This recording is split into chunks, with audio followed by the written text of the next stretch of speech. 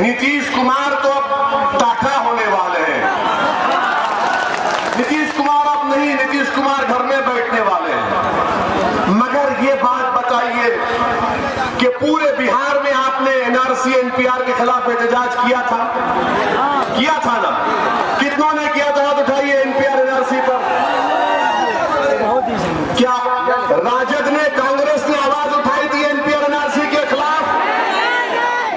नहीं उठाई थी क्या? जेडीयू तो मोदी के वोट में बैठे हैं दूध पीते हुए।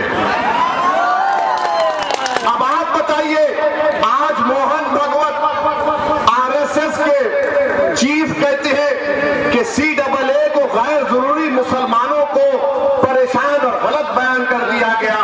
मोहन भागवत, हम कोई बच्चे नहीं है कि तुमको नहीं समझ सके।